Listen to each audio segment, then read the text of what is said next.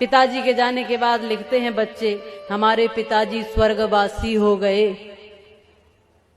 अब ये तो पिताजी से पूछना पड़ेगा कि स्वर्ग गए कि नहीं। यदि वो स्वर्गवासी हुए और स्वर्ग इतना अच्छा होता है तो उन्होंने कभी आपको बुलाना नहीं चाहा कि आ जाओ भैया, वहां क्यों पड़े हो, ये बहुत अच्छी जगह है। कोई दूसरी दुनिया स्वर्ग नहीं है।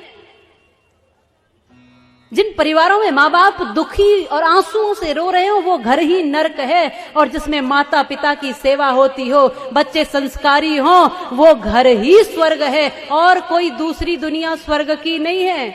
आकाश में नहीं है स्वर्गों की कोई दुनिया, बेकार के भ्रमों में भटकी हुई है दुनिया।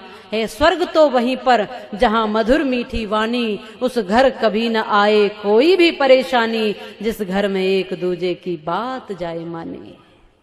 एक दूसरे को समझकर जहां लोग रहते हैं वो घर स्वर्ग होता है। और एक व्यक्ति भी अगर विपरीत विचारधारा का होता है तो रामायण उसका भी उदाहरण देती है कि क्या होता है। प्रत्येक व्यक्ति की, छोटे या बड़े, प्रत्येक व्यक्ति की उतनी ही जिम्मेदारी और उतना ही कर्तव्य है। बच्चे अधिकार की बात करते हैं, अरे पिताजी की संपत्ति पर मेरा पूरा अधिकार है, लेकिन पिताजी के लिए कर्तव्य क्या बनता है, थोड़ा इसको भी सोच ले। और बड़े भी ऐसा करते हैं, अरे भाई पैदा किए हैं तो कौन सी बड़ी बात है, उनका भी एक जीवन है, वो भी एक स्वतंत्र सत्ता है ईश्वर की, वो भी एक वही तत्व है जो तुम है।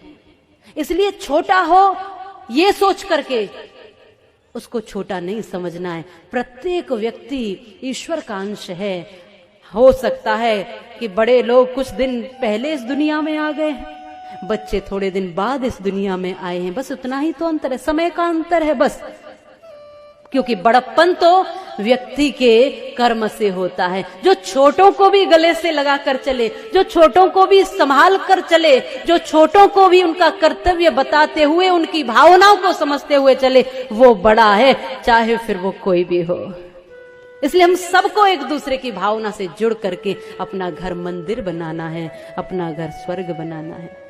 वो एक गीत गाती थी पहले, घर में महिलाएं माताएं गाती थी कि घर को ही मंदिर बनाऊंगी, कहीं बाहर न जाऊंगी। शायद आप भी गाते हो, पहले हमने सुना था कि सास अपनी को कौशल्या बनाऊंगी, ससुर जी को दशरथ बनाऊंगी, पति को मैं राम बनाऊंगी, कहीं बाहर न जाऊंगी। मैंने ऐसे कुछ शब्द गाती थी कि मैं घर को ही मंदिर बनाऊंगी, घर ही तीर्थ बन जाएगा। जब मैं देखूंगी तो दशरथ और कौशल्या के रूप में देखूंगी सास ससुर को, पति को देखूंगी तो राम के रूप में देखूंगी, और यदि मैं खुद पार्वती बनी तो भोलेनाथ के रूप में देखूंगी, और मेरा तीर्थ, मेरा मंदिर, मेरा घर ही हो जाएगा।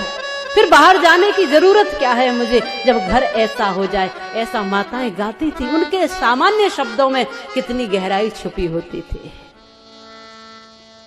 आज हम घरों को नर्क बना रहे हैं। क्या बना रहे हैं? घरों को नर्क बना रहे हैं, स्वर्ग नहीं बना रहे। ये सोचना आपका काम है।